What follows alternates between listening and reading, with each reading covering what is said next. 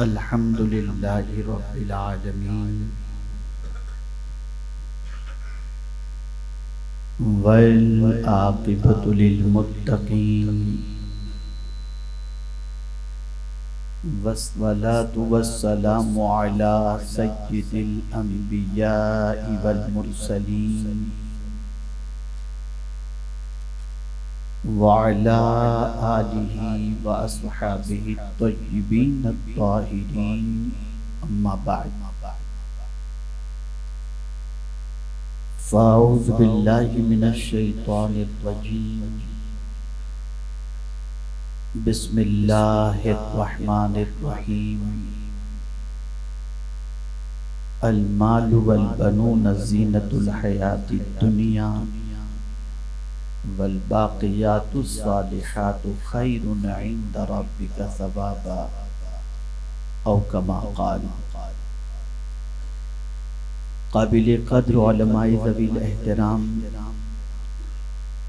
حاضرین و ناظرین و حاضرات سنی اجتماع، السلام علیکم ورحمۃ اللہ وبرکاتہ۔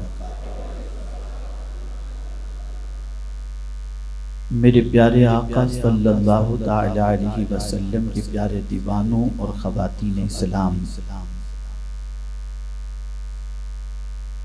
آیے کریمہ کے جس حصے کی تلاوت کا میں نے شرف حاصل کیا اس سے متعلق کچھ معروضات پیش کرنے سے پہلے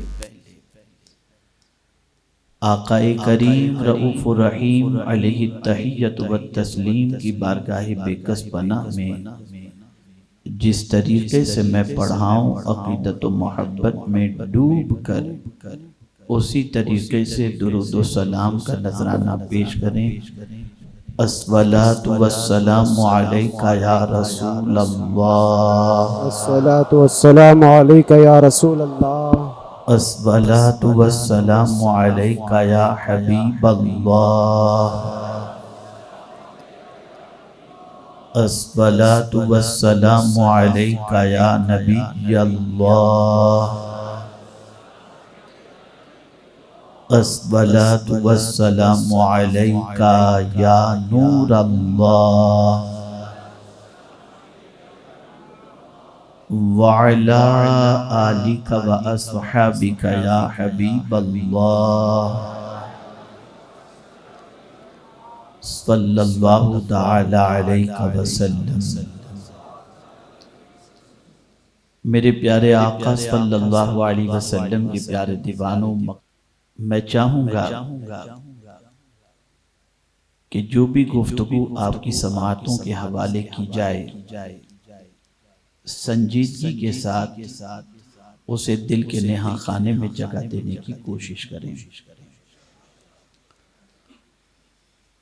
ہم اور آپ اس وقت جس دور سے گزر رہے ہیں وہ بے چینی کا دور ہے، بے قراری کا دور ہے۔ دنیا کے کسی بھی خطے میں اس وقت کوئی بھی انسان اگر آپ تلاش کریں تو شاید ہی مطمئن اور پرسکون نظر آئے۔ ہم نے کبھی جاننے کی کوشش کی کہ یہ اضطراب اور یہ بے قراری کیوں ہے؟ عالمی سطح پر انسان اضطراب کی وادیوں سے کیوں گزر رہا ہے؟ آئیے اس کو میں سب سے پہلے تمہیدی طور پر سمجھانے کی کوشش کروں۔ اللہ رب العزت جل جلالہ نے جتنی بھی مخلوق پیدا فرمائی ان ساری مخلوق میں سب سے اشرف، سب سے اعلیٰ اللہ رب العزت جل جلالہ نے انسان کو پیدا فرمایا۔ لقد خلقنا الانسان فی احسن تقویم، اسی کے ساتھ وَلَقَدْ كَرَّمْنَا بَنِي آدم، تاج کرامت بنی آدم کے سر پہ سجایا گیا۔ لیکن ہم دیکھ رہے ہیں کہ جس انسان کو اللہ عز و جل نے اپنے دست قدرت سے پیدا فرمایا، وہ انسان اس وقت سب سے زیادہ سسکتا ہوا، تڑپتا ہوا، بلکتا ہوا اور غمگین نظر آ رہا ہے۔ غلطی کہاں ہوئی؟ بھول کہاں ہوئی؟ اسے تھوڑا سمجھنے کی ضرورت ہے۔ سب سے پہلے یہ سمجھیں کہ انسان دو چیزوں کے مجموعے کا نام ہے، جسم اور روح۔ جب ان دو چیزوں کا سنگم ہوتا ہے تو انسان اور زندہ کہلاتا ہے، اور دونوں میں سے کوئی ایک چیز رخصت ہو جائے، جسم سے روح رخصت ہو جائے یا روح سے جسم رخصت ہو جائے، تو قرآن اسے مردہ تعبیر فرماتا ہے۔ فرمایا کنتم امواتا، تم مردہ تھے۔ اور ایسے ہی آپ دیکھتے ہیں کہ ایک زندہ انسان جب اس سے جسم کا رشتہ، روح کا رشتہ ٹوٹ جاتا ہے، تو اب اس انسان کے لیے لفظ جو استعمال کیا جاتا ہے وہ مردہ، اسے مردہ خانے میں رکھ دو، اسے قبرستان پہنچا دو۔ تو پتہ چلا کہ انسان جسم اور روح کے سنگم کا نام ہے۔ تو پروردگار جل جلالہ نے جسم اور روح ان دونوں کے سنگم سے انسان کو وجود بخشا، انسان تیار فرمایا، پیدا فرمایا۔ تو اب ہمیں یہ سمجھنا ہے کہ جسم کی بھی اپنی غذا ہے اور روح کی بھی اپنی غذا ہے۔ ہمیں بہت زیادہ جسم پر بھی توجہ نہیں دینا اور مبالغے کے ساتھ جسم کو بھول کر صرف روح کی طرف بھی توجہ نہیں دینا۔ جب تک کہ دونوں میں بیلنس نہیں ہوگا، انسان کی زندگی میں قرار اور سکون کی دولت نصیب نہیں ہو سکتی۔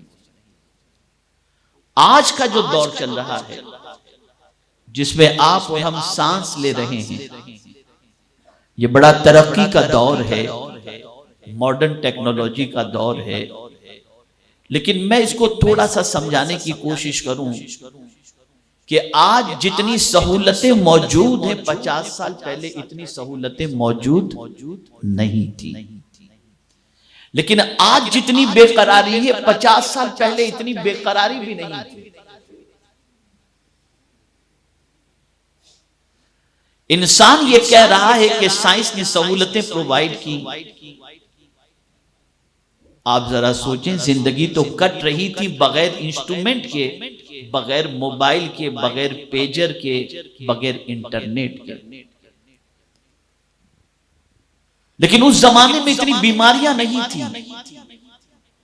ڈپریشن کا نام آج کی جنریشن سن رہی ہے، 50 سال پہلے، 60 سال پہلے لوگ ڈپریشن کے بارے میں جانتے بھی نہیں تھے کہ یہ کون سی بیماری ہے۔ تو سوال یہ پیدا ہوتا ہے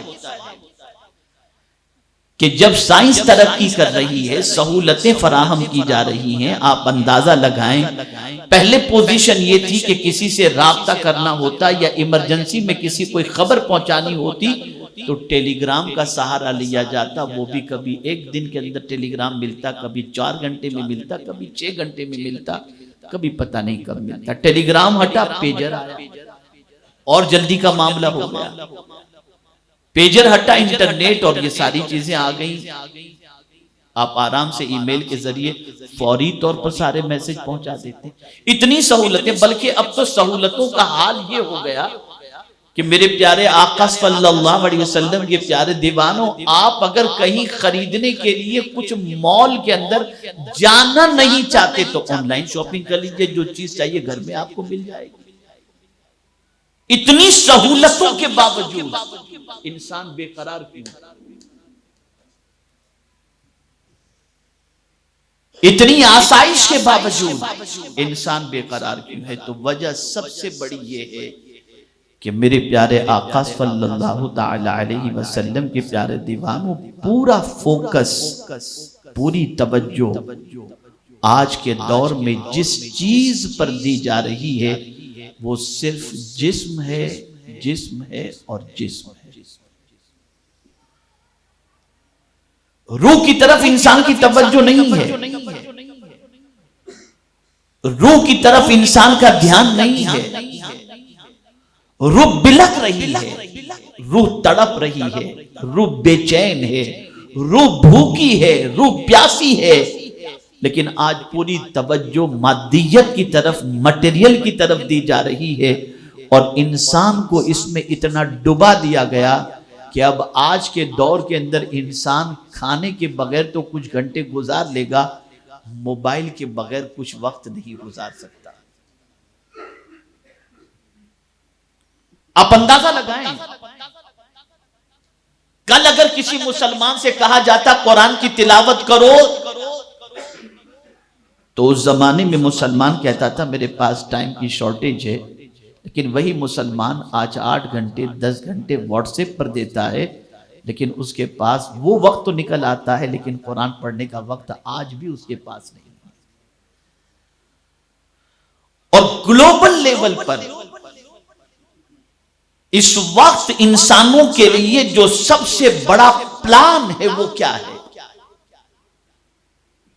عالمی سطح پر انسان کو خدا سے دور کرنے کا پلان ہے۔ سائنس کے غلبے کو، سائنس کی حکومت کو، سائنس کی فوقیت کو تسلیم کرانے کا پروگرام ہے، اور یہی وجہ ہے کہ آج بہت سارے چرچ کا معاملہ آپ دیکھیں تو ویران نظر آئیں گے، وہاں کوئی جانے والا آپ کو نظر نہیں آتا، اور دنیا یہی کہتی ہے سائنس سب کچھ ہے، سائنس نے ہمیں سب کچھ دیا، معاذ اللہ مذہب نے ہمیں کیا دیا ہے؟ یہ ڈائیلاگ پوری دنیا میں کہا جا رہا ہے۔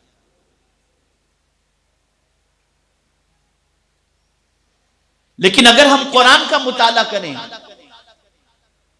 اور اللہ کی کتاب کو پڑھیں تو خدا کی قسم اتنا بیلنس نظر آتا ہے کہ اس کے اندر جسم کو سنوارنے کا بھی حکم ہے اور روح کو سنوارنے کا بھی حکم دیا جاتا ہے، دونوں کو بیلنس کر کے۔ اسلام نے یہ نہیں کہا کہ تم ترک دنیا اختیار کر لو، اور یہ بھی نہیں کہا کہ تم غرق دنیا اختیار کر لو۔ نہ ترک دنیا کا حکم ہے، نہ غرق دنیا کا حکم ہے۔ اسلام کہتا ہے جب روح پیاسی ہو روح کو غذا دو، جب جسم پیاسا ہو جسم کو غذا عطا دو، جسم بھوکا ہو جسم کو غذا دو۔ اس کو میں قرآن کی روشنی میں تھوڑا سا سمجھانے کی کوشش کروں۔ سب سے پہلے تو یہ دیکھیں کہ جو لوگ یہ تصور کرتے ہیں کہ کیا بیوی بچے، کیا کاروبار، کیا تجارت، ان سارے جھمیلوں میں پڑنے کی بجائے ہم تو کونا پکڑ کے اللہ اللہ کریں گے، اسلام اس کی اجازت نہیں دیتا۔ جمعۃ المبارکہ جیسا عظیم دن جسے سید الایام کہا گیا، اس دن میں بھی پروردگار ارشاد فرماتا ہے اذا قضیت الصلاۃ فانتشروا فی الارض وابتغوا من فضل اللہ، تم جب جمعہ کی نماز ادا کر لو اللہ کی زمین پر پھیل جاؤ اور اللہ کا فضل تلاش کرو۔ اسلام یہ نہیں کہتا کہ تم 24 گھنٹے مسجد میں پڑے رہو اور بیوی بچوں کی کفالت کے ذمے سے تم بری ہو کر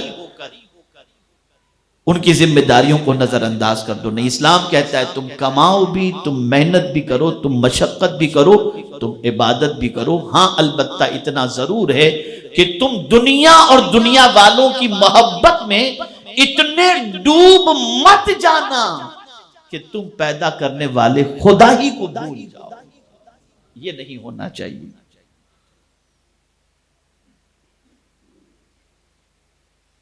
تو قرآن نے اس کی بھی نفی فرمائی کہ تم سب کچھ چھوڑ کر گوشہ نشینی اختیار کر لو، نہیں، بلکہ مجھے یاد آ رہی ایک حدیث مبارکہ، پیغمبر رحمت صلی اللہ علیہ وسلم اپنے دولت قدے پر تشریف فرما نہیں تھے، 3 لوگوں کے دلوں میں خیال پیدا ہوا کہ امہات المؤمنین سے جا کر کے پوچھیں کہ آقا کریم صلی اللہ علیہ وسلم کی راتیں اور دن کیسے گزرتے ہیں۔ پہنچے. جب رسول گرامی وقار صلی اللہ علیہ وسلم کے معمولات سے متعلق سوال کیا گیا کہ میرے آقا صلی اللہ علیہ وسلم رات کیسے گزارتے ہیں، دن کیسے گزارتے ہیں، تو امہات المؤمنین میں سے ام المؤمنین نے فرمایا کہ آقا کریم صلی اللہ علیہ وسلم رات کو آرام بھی فرماتے ہیں، عبادت بھی کرتے ہیں، روزے بھی رکھتے ہیں، کھانا بھی کھاتے ہیں. اس طریقے سے امہات المؤمنین میں سے ام المؤمنین نے رسول اعظم صلی اللہ علیہ وسلم کی لائف کا تذکرہ ان کے سامنے کیا. تو جانتے وہ تین میں سے ایک نے کیا کہا؟ میرے آقا صلی اللہ علیہ وسلم تو سید الانبیاء ہیں، وہ اگر اتنی عبادت کریں تو کافی ہے، لیکن ہم تو گنہگار ہیں، ہمیں چاہیے کہ ہم زیادہ عبادت کریں. تو ان میں سے ایک نے کہا، اب غور سے سنیے گا، ایک نے کہا میں زندگی بھر عورت سے قریب نہیں رہوں گا. دوسرے نے کہا میں کوئی رات نہیں سوؤں گا، پوری رات عبادت کروں گا. تیسرے نے کہا میں پوری زندگی روزے سے رہوں گا، روزہ نہیں چھوڑوں گا. اتنے میں رحمت عالم صلی اللہ علیہ وسلم تشریف لائے اور آقا کریم صلی اللہ علیہ وسلم نے فرمایا تم کیا کہہ رہے تھے؟ ان تینوں نے حضور صلی اللہ علیہ وسلم کو اپنی خواہش، اپنا پلان ظاہر کیا. ان میں سے ایک نے کہا کہ سرکار میں کبھی بیوی کے قریب نہیں جاؤں گا. دوسرے نے کہا کہ میں کوئی رات نہیں سوؤں گا. تیسرے نے کہا میں ایک روزہ بھی نہیں چھوڑوں گا، مسلسل روزے سے رہوں گا. اب میرے آقا صلی اللہ علیہ وسلم نے جو فرمایا اس سے بیلنس لائف کو آپ سمجھئے. میرے آقا صلی اللہ علیہ وسلم نے فرمایا سنو، میں شادی بھی کرتا ہوں اور ساتھ ہی ساتھ میں بیوی کے حق کو بھی ادا کرتا ہوں اور اللہ کی بندگی بھی کرتا ہوں. میں روزے بھی رکھتا ہوں، افطار بھی کرتا ہوں، میں رات کو سوتا بھی ہوں اور رات کو عبادت بھی کرتا ہوں. اور پھر سرکار صلی اللہ علیہ وسلم نے ایک قاعدہ کلیہ عطا کر دیا. ارشاد فرمایا جو شخص اس طریقے کو اختیار نہ کرے فلیس منا، وہ میرا ہے ہی نہیں. عبادت کر کے بھی بندہ حضور کا غلام نہیں بن سکتا اگر وہ عبادت بھی طریقے مصطفیٰ کے خلاف ہو. یہاں سے یہ بات سمجھ میں آئی کہ اللہ نے آنکھ دی اس کا حق ادا کرو، خواہش دی ہے اس کا حق ادا کرو، پیٹ دیا ہے اس کا حق ادا کرو، پیاس پیدا کی ہے اس کا حق ادا کرو، زبان دی ہے اس کا حق ادا کرو، بیوی بچے دیے ہیں ان کے حقوق ادا کرو، ماں باپ دیے ہیں ان کے حقوق ادا کرو. لیکن ان کی محبت میں اتنے نہ ڈوب جاؤ کہ تم خدا کو بھول جاؤ، جیسے رات کو نیند میں اتنے نہ مست ہو جاؤ کہ تمہاری فجر کی نماز چلی جائے تمہیں اس کی فکر نہ ہو. نہیں، بیوی بچوں کی محبت میں، دولت کمانے میں اتنے نہ ڈوب جاؤ کہ اللہ کے فرائض کو ترک کر دو. نہیں، بلکہ تمہیں بیلنس لے کر کے چلنا پڑے گا. نماز کے وقت نماز، عبادت کے وقت عبادت، تجارت کے وقت تجارت. یہ ساری چیزوں کو لے کر کے چلو گے تو تمہاری دنیا بھی سنور جائے گی اور آخرت بھی سنور جائے گی. لیکن اس وقت پوری دنیا کے دماغ میں جو چیز بیٹھ گئی ہے وہ مادیت ہے، مٹیریل. انسان یہ فکر چھوڑ چکا ہے کہ روح کو مجھے طاقتور بنانا ہے. انسان پوری توجہ مادی چیزوں پر دے رہا ہے. صبح سے لے کر رات تک اگر کسی چیز کے بارے میں سوچتا ہے تو مادیت کے بارے میں سوچتا ہے. انسان یہ تصور کرتا ہے کہ مجھے اپنی عزت بنانی ہے تو مجھے عالیشان محل بنانا ہوگا، لیونگ سٹینڈرڈ، لائف سٹائل کو بالکل پاورفل کرنا ہوگا، چاہے وہ دولت میں کسی طریقے سے بھی حاصل کروں، لیکن میری عزت کا دار و مدار ان چیزوں پر ہے. یہ جب تک کہ میرے پاس نہیں ہوگا کچھ نہیں ہوگا. اور ایک بہت خراب بات جو مادیت پسند لوگ ہوتے ہیں یا مادیت زدہ لوگ ہوتے ہیں جن کے دل و دماغ کے اندر یہ ہوتا ہے کہ سب کچھ یہ دنیا کی زندگی، سب کچھ یہ دنیا کی مال و متاع، سب کچھ یہ دنیا کا عیش و عشرت، یہ سب کچھ دنیا ہی کا ہے اور اس کے بغیر کچھ بھی نہیں ہے۔ ان کی ایک پوزیشن یہ ہوتی ہے کہ وہ مذہبی لوگوں کو بیکورڈ تصور کرتے ہیں۔ قرآن نے اس کو مینشن بھی کیا ہے کہ وہ عبادت گزار بندوں کو، اللہ کے دین کو فالو کرنے والے بندوں کو، اللہ اور اس کے رسول کے قانون پر عمل کرنے والے بندوں کو وہ یہ تصور کرتے ہیں یہ بیچارے۔ بس وہ لفظ آپ دیکھیں مارکیٹ میں ہر کوئی یہ کہتا ہوا نظر آئے گا کسی بھی عالم کے لیے، کسی بھی داعی دین کے لیے، یہ بیچارے، یہ بیچارے، یہ بیچارے۔ یہ بیچارے کیسے بنے؟ اس لیے کہ تمہارے پاس مال کی فراوانی ہے اور مادیت سے تم لیس ہو، ان کی غربت کی وجہ سے تم یہ جملے استعمال کر رہے ہو، جبکہ حقیقت یہ ہے کہ میرے پیارے آقا صلی اللہ تعالی علیہ وسلم کے پیارے دیوانوں، جو لوگ بیلنس کے ساتھ چلتے ہیں کہ دنیا بھی کرتے ہیں، آخرت کی فکر بھی کرتے ہیں، جسم کی غذا بھی دیتے ہیں، روح کی بھی غذا دیتے ہیں، اور بیلنس کے ساتھ جو چلتے ہیں، اللہ رب العزت جل جلالہ انہیں دنیا اور آخرت میں اجر عطا فرمائے گا اور عزت عطا فرمائے گا۔ مادیت کسے کہتے ہیں؟ اب اس کو تھوڑا سمجھیں۔ مٹیریلزم کسے کہتے ہیں؟ تو بہت غور سے سمپل سینٹنس کے اندر میں اسے سمجھا دوں۔ مٹیریل یا مٹیریلزم کس کو کہتے ہیں؟ اسباب پر بھروسہ کرنا اور مسبب الاسباب سے نظر ہٹا لینا، اسے کہتے ہیں مٹیریلزم۔ آدمی یہ سوچے کہ میں زندگی کے اندر کامیابی اور کامرانی حاصل کروں گا، یہ اسی وقت حاصل کر سکتا ہوں جب میرے پاس یہ ساری چیزیں ہوں۔ آدمی دیکھے گا میرے پاس مال ہے، مجھے کوئی ٹینشن نہیں، میں بلینر ہوں، مجھے کوئی ٹینشن نہیں، میرے پاس پراپرٹیز ہیں، مجھے کوئی ٹینشن نہیں، میرے یہ تعلقات ہیں، مجھے کوئی ٹینشن نہیں۔ آدمی مکمل طور پر اسباب میں اتنا ڈوب جاتا ہے کہ اسے مسبب الاسباب سے اس کی توجہ ہٹ جاتی ہے۔ حقیقت یہ ہے کہ انسان کو ہمیشہ یہ بات ذہن میں رکھنی چاہیے کہ سب کچھ اللہ کے دستے قدرت میں ہے، اسباب کچھ بھی نہیں ہے، اسباب تو ایک ذریعہ ہیں، لیکن ان اسباب کے اندر اگر کوئی تاثیر کرنے والی ذات ہے تو وہ خدا کی ذات ہے۔ میں مثال کے ذریعے سمجھاؤں، چھری کا کام کاٹنا ہے، آگ کا کام جلانا ہے، لیکن حضرت ابراہیم کی چھری نے اسماعیل کی گردن کو نہ کاٹا۔ آگ حضرت ابراہیم کو جلا نہ سکی، اللہ تعالیٰ نے اس آگ کو باغ میں تبدیل فرما دیا اور دنیا کو بتا دیا کہ تاثیر کسی چیز میں پیدا کرنا یہ میرے دستے قدرت کے اندر ہے، یہ کسی انسان کے اس پر نہیں ہے۔ اس لیے ہمیشہ یہ بات پیش نظر رہنی چاہیے کہ ہم مسبب الاسباب پر یقین رکھیں۔ کیا اس کا مطلب یہ ہے کہ اسباب اختیار نہ کریں؟ بالکل اختیار کریں۔ اللہ کے رسول صلی اللہ علیہ وسلم نے بیماری میں دوا لینے کا اس حکم فرمایا، لِكُلِّ دَاءٍ دَوَاءٌ، ہر مرض کے لیے شفا ہے۔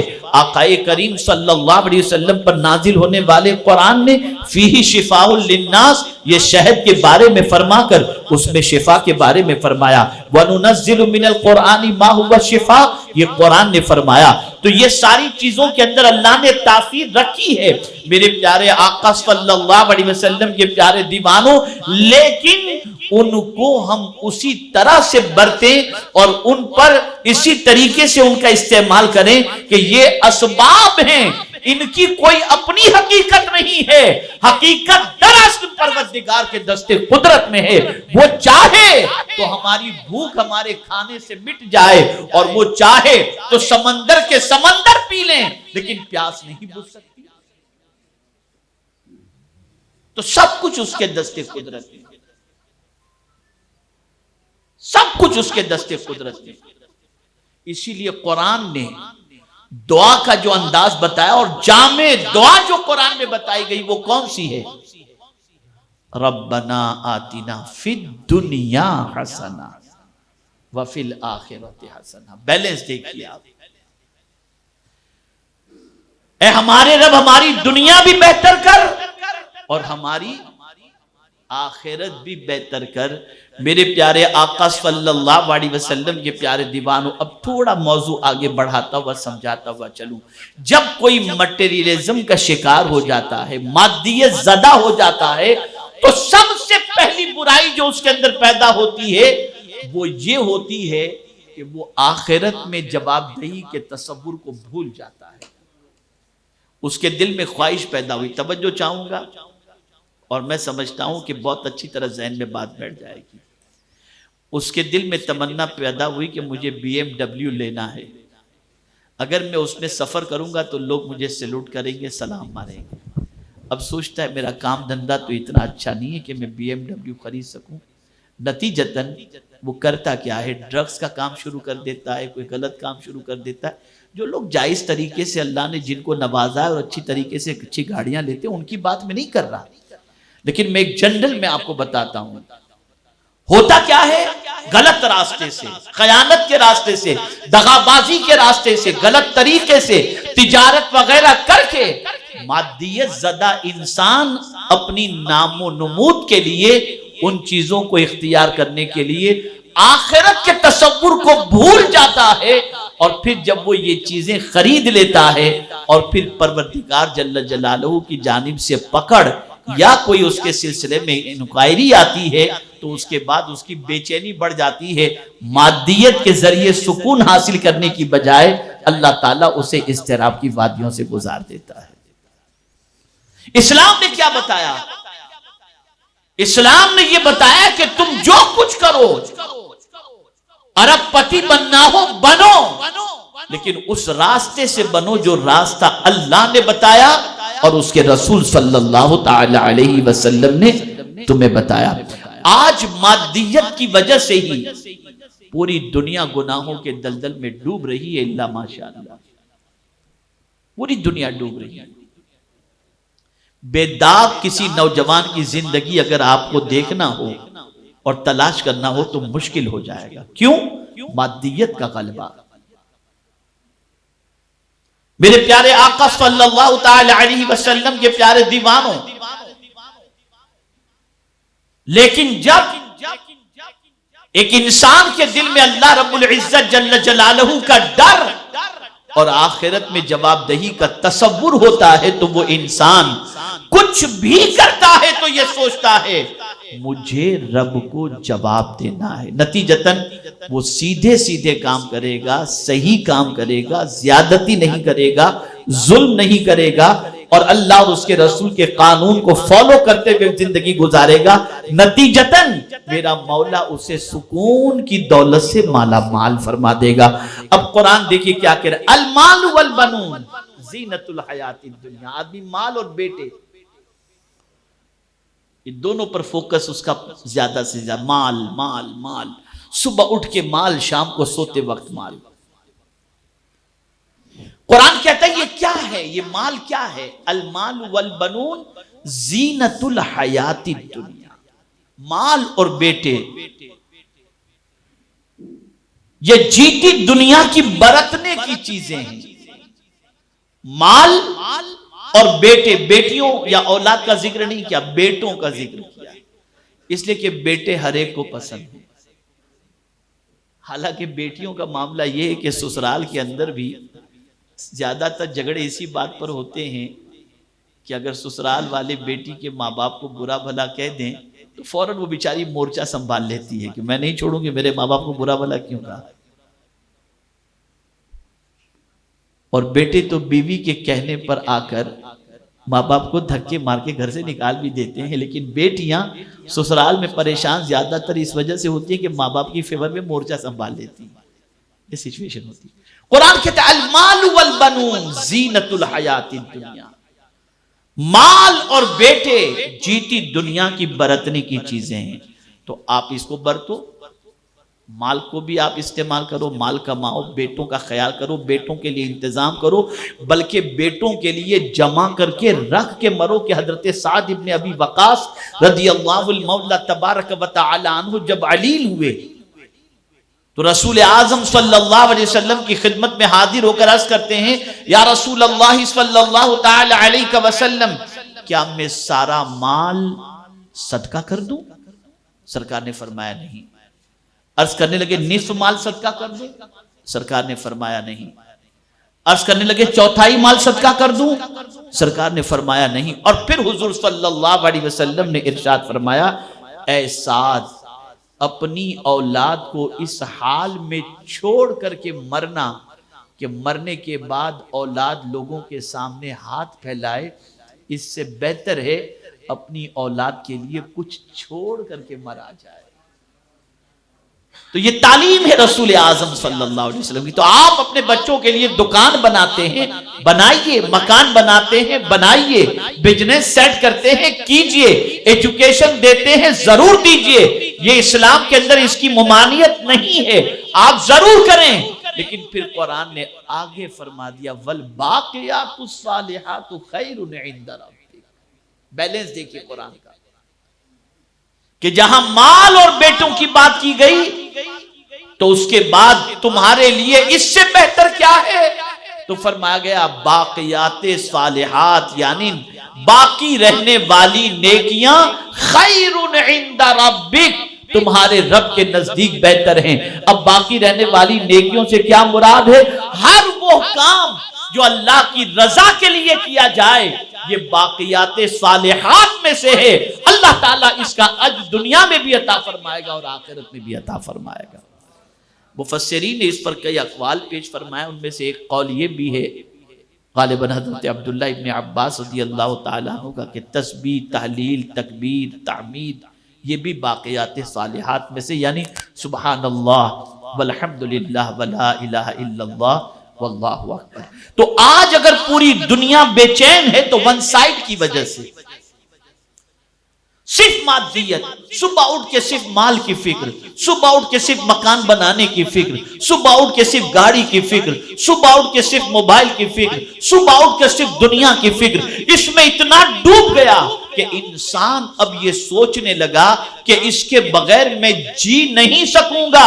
قرآن کہتا ہے نہیں، یہ تصور ذہن سے نکال دے، اس کی بھی ضرورت ہے اور تجھے تیرے روح کو غذا عطا کرنے کی بھی ضرورت ہے۔ میرے پیارے آقا صلی اللہ تعالی علیہ وسلم کے پیارے دیوانوں، یہ بات ہمیشہ کے لیے ذہن میں رکھیں کہ جب اسباب پر بھروسہ شروع ہو جاتا ہے، جیسا کہ آپ دیکھتے ہیں کافر اور مومن کے سوچ کی فرق میں آپ کو بتاؤں، انتقال کافر کے یہاں بھی ہوتا ہے اور مومن کے یہاں بھی ہوتا ہے، لیکن دونوں میں فرق کیا ہے؟ اگر سمجھ لیجئے دونوں کے رشتہ دار ہاسپٹل میں بیمار ہیں اور دونوں کا انتقال ہوا تو کافر یہ کہے گا فلاں ہاسپٹل میں لے جاتا، فلاں ڈاکٹر کے پاس لے جاتا تو شاید موت واقع نہ ہوتی، بہتر سے بہتر ٹریٹمنٹ ہو جاتا۔ لیکن مومن کیا کہتا ہے؟ مومن یہ کہے گا میں کہیں بھی لے جاتا، اس کا وقت پورا ہو چکا ہے، وہ مرتا ہی مرتا، اس کا وقت پورا ہو گیا۔ مومن یہ کہتا ہے، اس لیے کہ وہ جانتا ہے کہ اللہ رب العزت جل جلالہ نے اس کی زندگی کے رزق کو مکمل فرما دیا تھا، اور جب موت لکھی ہوتی ہے تو لِكُلِّ أُمَّةٍ أَجَلٌ إِذَا جَاءَ أَجَلُهُمْ لَا يَسْتَأْخِرُونَ سَاعَةً وَلَا يَسْتَقْدِمُونَ۔ میرے پیارے آقا صلی اللہ تعالی علیہ وسلم کے پیارے دیوانوں، تو مادیت زدہ انسان صرف جسم پر توجہ دیتا ہے، روح پر توجہ نہیں دیتا، اور جسم پر توجہ دیتے دیتے دیتے، چیزوں پر توجہ دیتے دیتے، انسٹرومنٹ پر توجہ دیتے دیتے دیتے، اس کا ان چیزوں پر اتنا بھروسہ بڑھ جاتا ہے کہ پھر قدرت سے بھروسہ اس کا کم ہو جاتا ہے۔ جیسے آج مسلمان کہتا ہے مولانا جھوٹ بولے بغیر دھندا نہیں کر سکتے، پیٹ نہیں بھر سکتے، یہ مادیت کی دین ہے۔ مسلمان اگر اسلام پر عمل کرے تو چٹنی روٹی بھی نہیں مل سکتی، یہ مسلمان کی مادیت سوچ ہے۔ لیکن میرے پیارے آقا صلی اللہ علیہ وسلم کے پیارے دیوانوں، جس کی اسلامی سوچ ہوتی ہے وہ یہ نہیں کہتا، وہ تو یہ کہتا ہے کہ میرے رب نے فرما دیا تم جہاں کہیں بھی رہو تمہارا رزق تمہیں مل کر کے رہے گا، اس لیے کہ میں رزاق ہوں اور میں نے رزق کا ذمہ تمہارے لیے لے رکھا ہے۔ آج کی سچویشن جو ہے عالمی سطح پر وہ کیا ہے؟ انسان خدا کو بھول گیا۔ قرآن کہتا ہے وَلَا تَكُونُوا كَالَّذِينَ نَسُوا اللَّهَ فَأَنسَاهُمْ أَنفُسَهُمْ، ان کی طرح نہ ہو جاؤ جنہوں نے اللہ کو بھلا دیا۔ تو اللہ عز و جل نے خود فراموشی کے عذاب میں انہیں گرفتار کر دیا۔ آج آپ دیکھیں نا میرے پیارے آقا صلی اللہ علیہ وسلم کے پیارے دیوانوں، لوگ سمجھتے ہیں کہ ارے نماز پھر پڑھ لیں گے، ذکر بعد میں کر لیں گے، عبادت بعد، بلکہ اب تو سچویشن یہ ہو گئی کہ اللہ کی بندگی میں بھی دل نہیں لگتا، تلاوت میں دل نہیں لگتا، نماز میں دل نہیں لگتا، ذکر میں دل نہیں لگتا، یاد الہی میں دل نہیں لگتا۔ مادیت کا غلبہ اتنا ہمارے اوپر آ چکا کہ اللہ کے گھر میں بھی دل نہیں لگتا، مسجد میں بھی دل نہیں لگتا۔ ایک عجیب سچویشن سے ہم دو چار ہو چکے ہیں۔ تو میرے پیارے آقا صلی اللہ علیہ وسلم کے پیارے دیوانوں، اگر ہم یہ چاہتے ہیں کہ اس مادیت کی سوچ سے ہم نکل جائیں تو ہمیں پہلا کام یہ کرنا ہوگا کہ ہمیں روح کی غذا روح کو عطا کرنی ہوگی اور جسم کو جسم کی غذا عطا کرنی ہوگی۔ ہم جسم کو صرف طاقتور بنائیں گے تو تباہ و برباد ہو جائیں گے، بے چینیاں بڑھتی چلی جائیں گی، اور اگر جسم کو بھی طاقتور بنائیں اور روح کو بھی طاقتور بنائیں تو ہماری زندگی میں بے قراری نہیں ہوگی بلکہ سکون ہی سکون ہوگا۔ اللہ کے رسول صلی اللہ علیہ وسلم نے اسی لیے تعلیم عطا فرمائی، صبح اٹھو تو یہ دعا پڑھو، باہر نکلو تو یہ دعا پڑھو، کھانا کھاؤ تو یہ دعا پڑھو، بیت الخلا جاؤ تو یہ دعا پڑھو، بیت الخلا سے باہر نکلو تو یہ دعا پڑھو، وضو کرو تو یہ دعا پڑھو، مسجد میں داخل ہو تو یہ دعا پڑھو، مسجد سے باہر نکلو تو یہ دعا پڑھو، بازار میں جاؤ تو یہ دعا پڑھو۔ یہ بار بار دعائیں حضور نے کیوں عطا فرمائی؟ وجہ سب سے بڑی یہ ہے کہ تو 1000 دولت جمع کر لے، تیرے دل کو سکون اس سے نہیں ملے گا، تیرے دل کو سکون ملے گا تو اللہ کے ذکر سے اور اللہ کی یاد سے سکون ملے گا۔ اس لیے یہ دعائیں رکھی گئی۔ اب تو ہماری قوم کو تحیات بھی یاد نہیں، نماز جنازہ کی دعائیں بھی یاد نہیں۔ ارے حد تو یہ ہے کہ کلمہ طیبہ بھی صحیح طور پر بہت کم پڑھنے والے آپ کو ملیں گے۔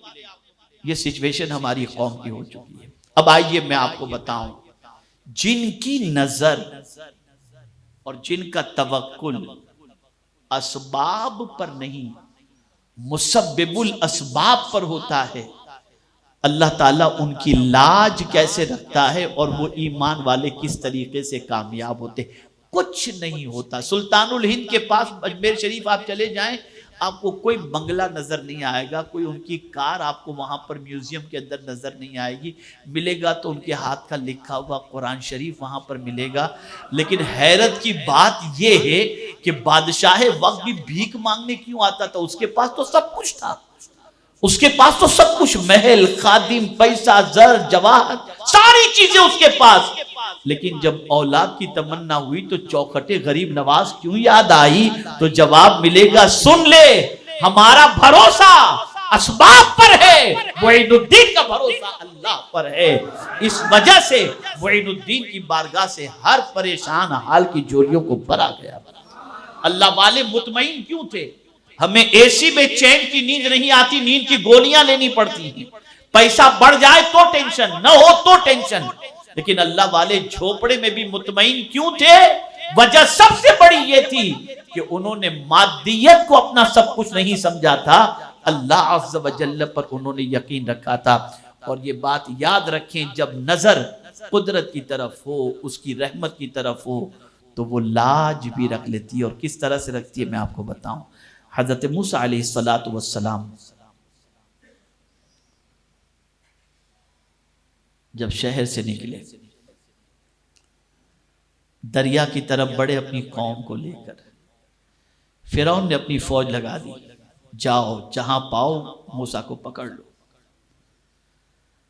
آگے دریا ہے، حضرت موسیٰ علیہ السلام کے بالکل پیچھے ان کے ماننے والے ہیں اور ان کے پیچھے فرعون کی فوج موجود ہے۔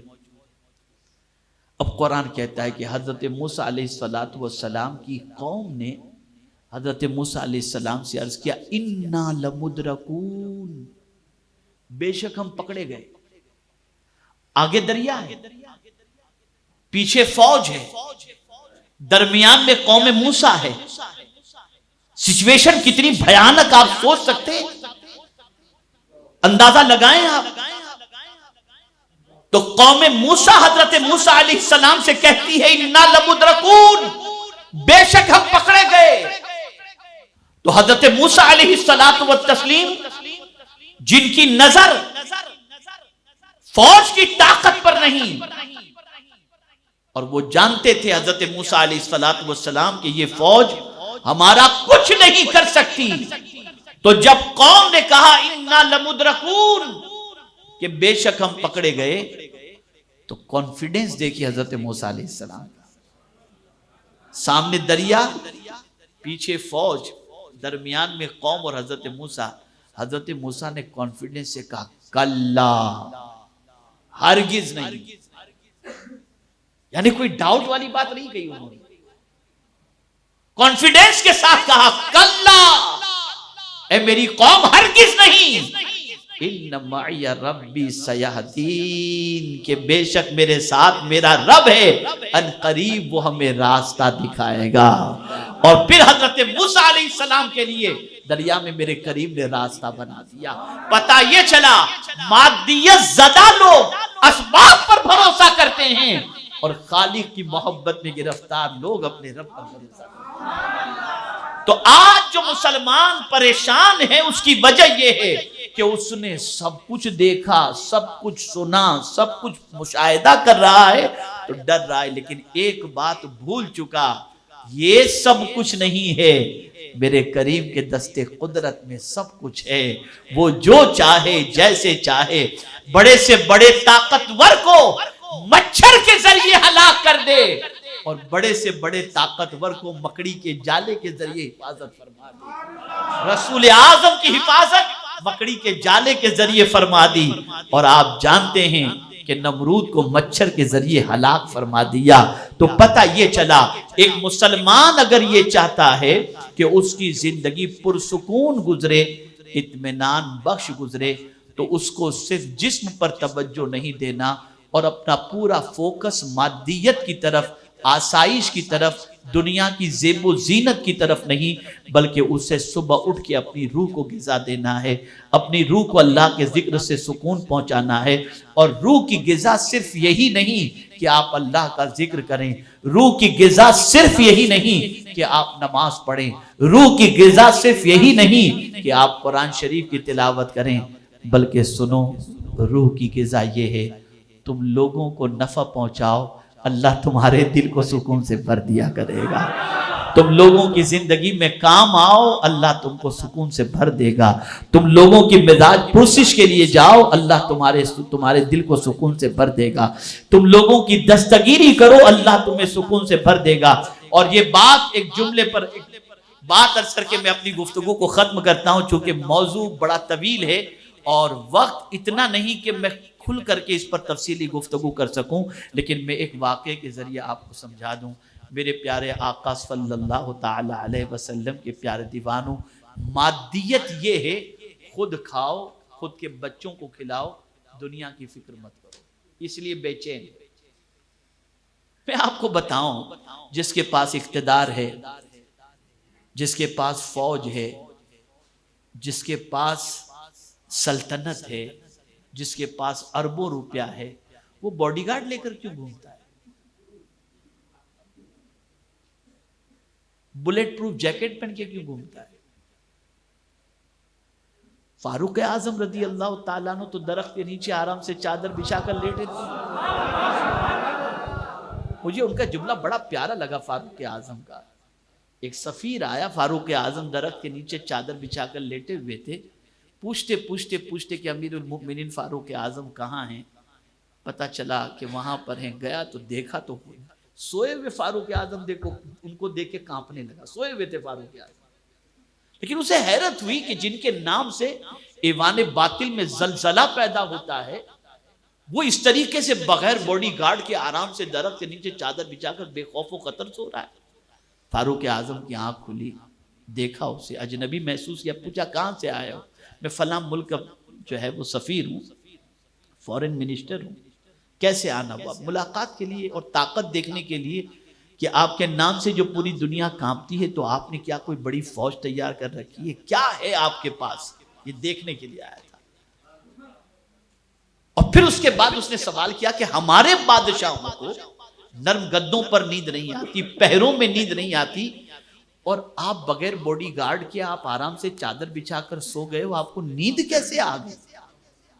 اب جواب سنو، اس جواب کے اندر سب کچھ آ گیا۔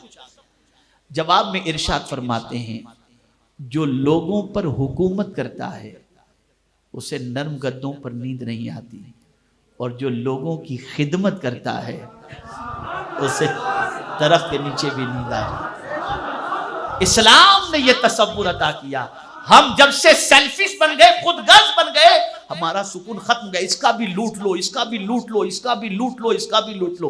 اسلام کہتا ہے لٹاؤ، لوٹو مت، اور جب لٹاؤ گے تو اللہ تمہیں سکون کی دولت عطا کرے گا، تمہارے دل سے خوف نکال دے گا، تمہارے دل سے غم نکال دے گا، تمہارے دل سے حزن نکال دے گا۔ الذین ينفقون اموالهم باللیل والنہار سرا وعلانیہ فلہم اجرہم عند ربہم ولا خوف علیہم ولا هم یحزنون۔ تو میرے پیارے آقا صلی اللہ تعالی علیہ وسلم کے پیارے دیوانوں، جو آخری بات عرض کرنی ہے وہ میں عرض کر دوں، آپ کے دسترخوان پر لذیذ غذائیں موجود ہیں، آپ پھر بھی یعنی اگر کوئی مانگنے کے لیے آیا آپ دے دیں تو آپ کی کیپیسٹی اتنی ہے کہ آپ پھر سے بنوا کر یا ہوٹل سے منگوا کر کھا سکتے ہیں۔ لیکن مانگنے والا غریب آیا، اس نے صدا لگائی کہ اللہ کے نام پر مجھے دے دو، آپ کے دل نے چاہا کہ میں اٹھا کر اسے دے دوں، سب کھانا آپ نے اٹھایا، اس غریب کو آپ نے سب دے دیا، اس غریب کو دے دیا، اور بیوی سے آپ نے کہا جو کچھ وہ لاؤ کھا لیتے ہیں، پھر کبھی اچھا کھانا آپ نے بنا کر کے کھا لیں۔ میں آپ کو یقین کے ساتھ کہتا ہوں، جو غریب کھانا لے کر دعائیں دے رہا ہوگا نا، اللہ تمہیں سلامت رکھے، اللہ تمہاری روزی میں برکت دے، تمہاری اولاد کو سلامت رکھے، خدا کی قسم وہ لذیذ کھانا کھا کر اس مالدار کو اتنا سکون نہیں ملا ہوگا جتنا غریب کی دعا سے اسے سکون ملا ہوگا۔ اسلام یہ تعلیم دے رہا ہے کہ تم لوٹو نہیں، لوٹاؤ، اور اسلام یہ تعلیم دے رہا ہے کہ سیلفش مت بنو، پوری دنیا کا سوچو، ہر ایک کا سوچو، یہاں تک کہ جانوروں کا بھی سوچو، کہ سرکار صلی اللہ علیہ وسلم نے ارشاد فرمایا ہے کہ تر جگر والے کسی جاندار کو پانی پلانے پر بھی اللہ اجر عطا فرماتا ہے۔ تو یہاں سے یہ بات سمجھ میں آئی کہ مادیت، مٹیریلزم یہ ہے کہ آدمی خود غرض بن جاتا ہے اور دنیا ہی میں ڈوب جاتا ہے، اللہ کو بھول جاتا ہے۔ اور اسلام یہ تعلیم دیتا ہے جسم کا بھی خیال کرو، روح کا بھی خیال کرو، اللہ کو بھول کر کے کچھ بھی مت کرو، اللہ کو یاد کر کے سب کام کرو، تمہاری دنیا بھی سنور جائے گی، آخرت بھی سنور جائے گی۔ تو آج سے آپ نے یہ ذہن بنانا ہے کہ صبح اٹھ کے پہلے اللہ کا ذکر، دن بھر اللہ کا ذکر، رات میں اللہ کا ذکر، سوتے وقت اللہ کا ذکر، اور مال اور اولاد تمہیں اتنا مصروف نہ کر دے کہ تم اللہ کی یاد سے غافل ہو جاؤ، پھر چٹنی روٹی کھا کر بھی اللہ تمہیں سکون کی دولت عطا فرما دے گا۔ اللہ رب العزت جل جلالہ آقا کریم رؤوف الرحیم علیہ التحیۃ والتسلیم کے صدقہ و طفیل مجھے آپ کو سب کو قرآن و حدیث پر عمل کی توفیق نصیب فرمائے، اور پروردگار جل جلالہ ہم سب کی دنیا اور آخرت کو سکون سے مالا مال فرما دے۔ وما علینا الا البلاغ المبین۔ السلام علیکم ورحمۃ اللہ تعالی وبرکاتہ۔